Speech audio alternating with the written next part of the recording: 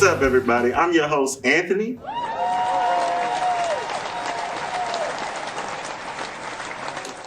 And you're watching the hottest show out on TV right now, your Entertainment 411. Now, we've got a great show planned for you today, and a special one-on-one interview with the local music guru. But wait, speaking of music, over the weekend, I listened to Ariana Grande's new album, Positions. And don't hurt me for this. If I'm being honest, I have never listened to any of her albums before. But I can honestly say that it was pretty incredible, and it looks like Billboard agrees. According to Billboard, it debuted at #1 on the Billboard 200 chart, and it also became the 4th album by a female artist to reach #1 in 2020. So, big congratulations to my girl, Ariana Grande. Now, on to some sadder news. The passing of Jeopardy host Alex Trebek took the world by storm. I know it completely caught me off guard for sure. And I remember watching Jeopardy from time to time when I was younger. Like, man, there were so many viral, funny, good moments from that show. So he will definitely be missed by many, and I do send my condolences to his family and friends. Now, on a more lighter note, every time I look, there's some headline about Netflix, Disney Plus, or Hulu. So let's go to the field with Tyler for a report on streaming services versus cable. Thank you, Anthony. Today, I'm going to be asking people whether or not they prefer cable or streaming services. Let's go. I'm here with Gershon. Hello, I'm here with Benny. I'm here with Andrew. Gianni. All right, I'm here with James. So, James, what do you prefer, cable or streaming services? Definitely streaming services. Yeah. What do you guys prefer, cable or streaming services? Streaming services. Streaming services, yeah. Personally, streaming services. Yeah. Personally, I'll go cable. Really? Yeah, I'll go cable. That's funny because you're the first one ever to actually say cable. Yeah. What channels do you normally watch? Well, since I use streaming services, I usually go to like Hulu, Netflix, because they have just like a bunch of series in one place. Okay, what channels do you normally watch on streaming services? Like Netflix? Yeah, exactly. Hulu, Netflix. Yeah? What channels do you watch? Usually it depends, like Hulu or Netflix. What channels do you watch on cable? It just depends, to be honest, on the day, on the mood. Like I said, I don't watch a lot, so if I do, maybe sports. Yeah. You watching like Sunday ESPN football? Yeah. Yeah. Stuff like that. Yeah, definitely. What do you normally watch on like Hulu?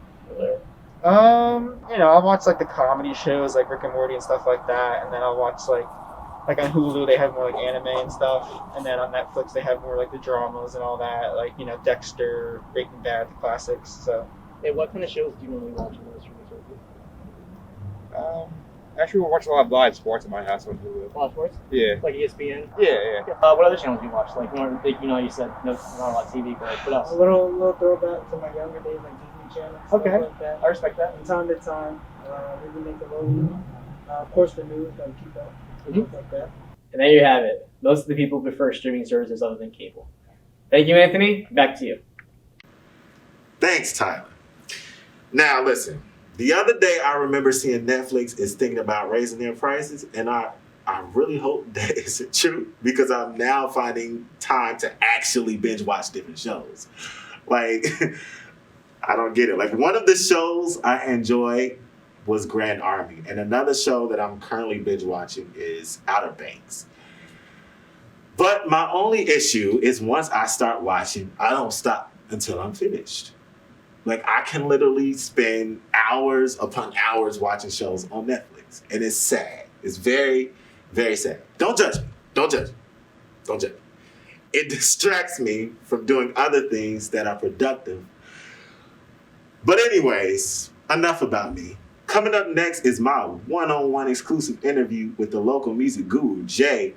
So be sure to stay tuned for more on your Entertainment 411. Hey, where's your mask? It left it in the car. You know you need one. It's for your safety as well as everyone else's. Yeah, I know, but it's just a one-time thing.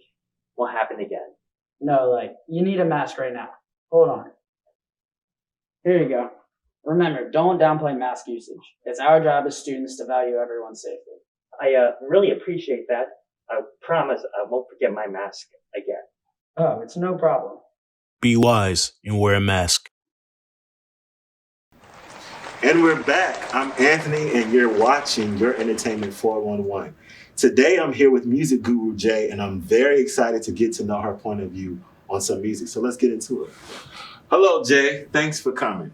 Well, thank you for having me. I'm excited to be here. I'm glad to have you here. So the first question I want to ask you is, what kind of music do you like to listen to?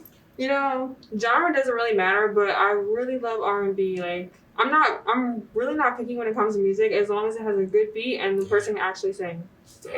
That's actual facts. So, like, we were in the quarantine or whatever. Mm-hmm. So what was, like, your playlist? Like, what did you listen to during the lockdown? I know I'm not saying her name right, but Snow Allegra, definitely. Love her album, her old music too. Kehlani, J.I. Prince of New York. I like some of his music. He's okay. He's growing. He's new. He's my age. He's growing. He has time. But I really think he's going to be really hot in a few years.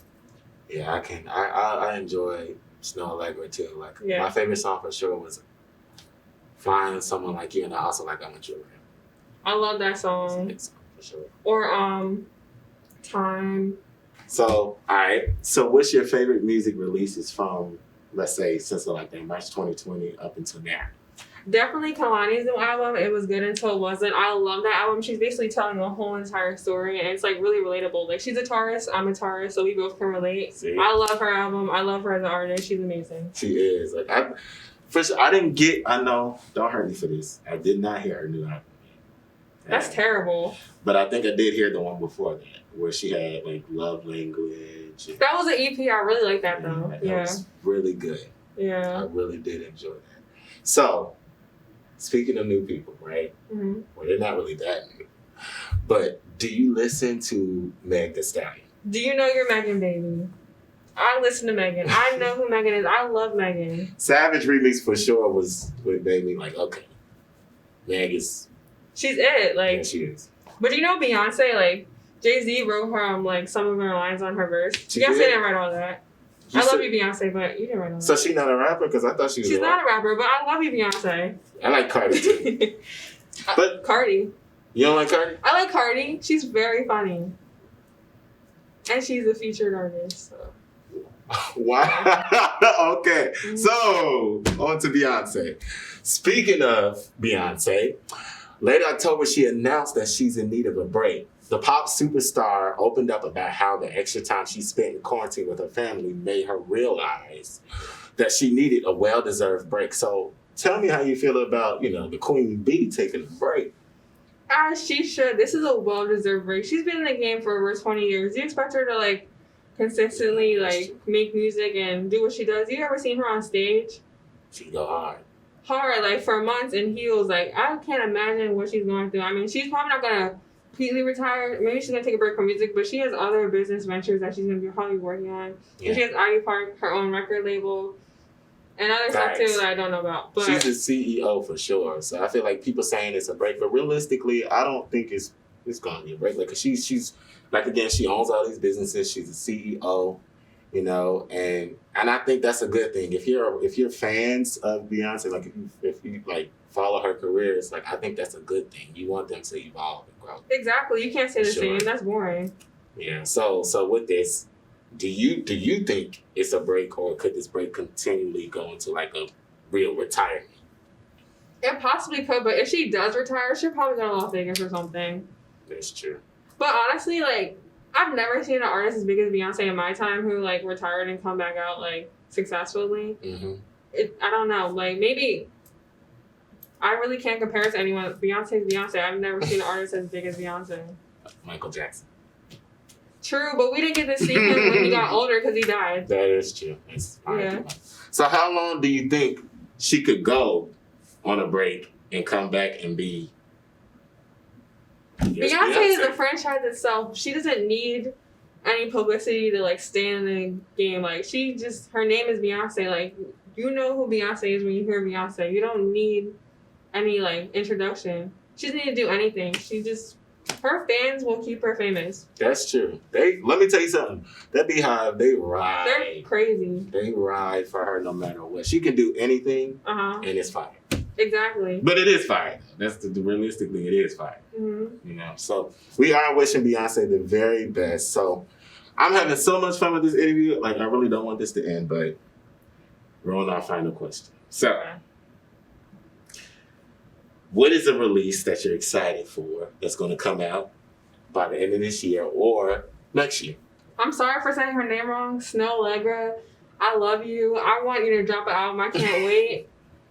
Whenever you're ready, I'm ready. Like, take your time. I want to listen to your music. I love her music. It sounds like springtime in the morning to me. That's how I describe her music. Her voice is so sweet. Like, everything is angelic about her. I love her. She's very dreamy. Very. Like, it's kind of like it's the music make you want to cry, it put you in your feels, but it's like yeah, it still makes you happy at the same time. Exactly. You know her song like Situationship? Like, I wouldn't even think about putting that into words. Like, she's so perfect at describing stuff. Yeah, she is. I don't understand. She's for sure a writer. You can definitely. tell. She's talented. She actually worked with Prince before she died. Yeah, before he died. Oops. I can definitely see that. I can see that influence. So I had so much fun talking to you. I want to thank you for coming on here. Thank you for having me. And I will see you when we see you. Thank you for watching. We'll roll on to the next break. Commercial, whatever. Mm-hmm.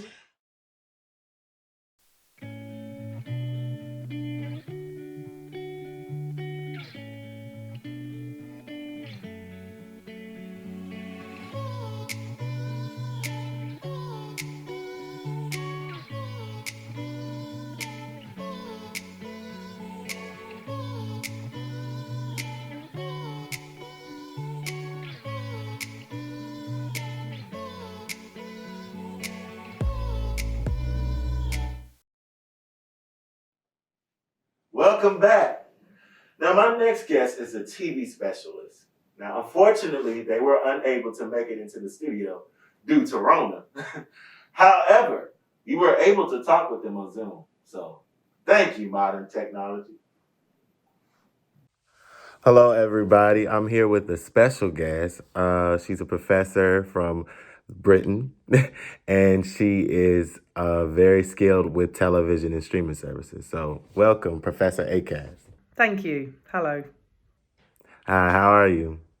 Yeah, I'm good. I'm, indoors still, 9 months into the pandemic. Feels like 9 years, but yeah, watching lots of TV.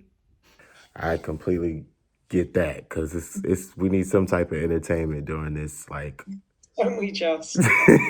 this entire pandemic. So I have some questions for you. Okay.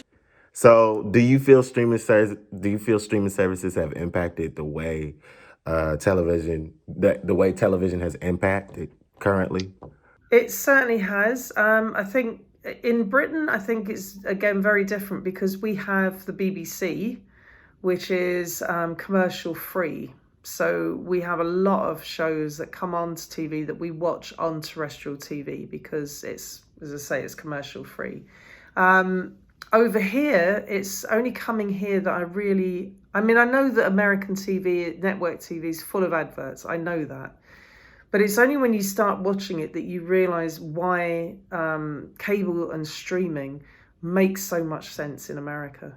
It just makes so much sense. So since I've been here, I've tried to watch American TV. Number one, I can't find my way around. There's so many channels. It's just so many channels. But also, pandemic viewing. I've been just watching stuff on Netflix. I've never had HBO. That's like a real... Oh, God, to actually have HBO is such a buzz. So we're watching a lot of HBO shows. And yeah, I think, that network TV has got to do something about the adverts. Yeah. There's so many. Yeah, there's a lot. A lot.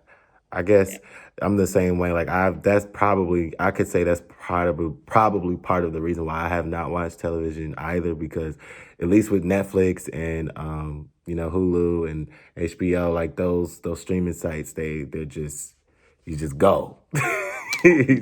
You can just watch one after another with no interruption. It's amazing. Showtime's the other one. I've subscribed to Showtime as well. So, with that said, like, is there something on TV that stood out to you the last few months during this quarantine? Well, yeah, I mean, the two things that I really, really have enjoyed, there's so many because I have just watched so much TV. I've really used this as a good way to catch up on TV. So, but again, it's streaming. It's not actually TV itself, it's streaming. So I watched Twin Peaks: The Return, which was amazing. Now that's one from, I think, 2 years ago, but I'd never had time to catch up on it. So I did that. Lovecraft Country, I thought was incredible. I so enjoyed that. And the one that my pandemic go-to is Schitt's Creek, because everybody needs a little bit of levity in their lives. Such a great show. It's so funny. And it just makes you cry as well. So it's a great show. I love it. Yeah, that's good. So, is there anything in the future, like later this year or next year, that you're anticipating to watch? Well, what I'm hoping is what's going to come to America from the great BBC, Auntie Beeb. The last week or the week before, that Steve McQueen has directed five episodes of one series called Small Axe, and each episode is a different story. And it's about Black British youth. And the reviews that have come away from that and what people are saying is it's just amazing. It's another show that's kind of knocked everything out of the ballpark. There's one particular episode that's about the music scene that I'm really looking forward to, because apparently it's really genre breaking and he does things with the music scene that hasn't been done before. So, these are my kind of British colleagues that I'm still in contact with, and they've all said it's amazing. So we're just hoping that comes to America next year, and it really is my recommended one to watch. Yeah. Yeah, I'm definitely need recommendations during this time. Don't start me. I've got loads. I'm just watching. I can't even. Ozark was the other one that I absolutely heard about loved. that too. Oh, it's amazing. Yeah, I really enjoyed that one. Yeah. I know the show that I've recently been binge watching is The Crown. I watched that heavy. Oh, The Crown. Yeah. I love that. So I'm having a hard job persuading my husband that we need to watch the next series, because it's like, we've watched 3. How much more do we need to know about the royal family? Yeah. But no, that's my next one. And by all accounts, I was talking to a friend yesterday. She says that Gillian Anderson as Margaret Thatcher is just a joy to behold. Yes, she transformed. Oh, and the one thing though about The Crown, even though I haven't seen it, but I'll say this here, is that my friend told me yesterday they completely cut out the miners' strike, which was such a big thing in British politics. So in the last Crown, they had the whole Aberfan disaster and the slurry falling on the school in Wales, and that was amazing, the way they did that.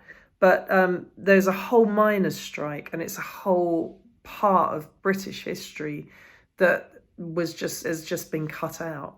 So, obviously it's a drama, and obviously it's fiction, and it's been very controversial, but just there's things like that you just think, oh, they should have kept that in. They should have put it in. Yeah, for people like you that don't know, about what happened in Britain. Yeah. Yeah, that's interesting. It's very, very interesting. Yeah, isn't it? But that's all I have in terms of questions. I actually want to thank you for coming on, because I know it's a little crazy. It's busy now and everything. So, do you know what? It's my pleasure. I will absolutely happily talk about TV, as you could probably tell, with anyone forever. So I really enjoyed it. Thank you so much for asking me. There's no problem. Well, that's all we got, folks. Man, that was fun. I know I've enjoyed today's show, and I hope you at home have too.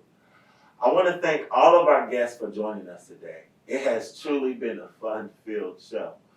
Well, until next time, I'm your host, Anthony, and you just had your entertainment 411.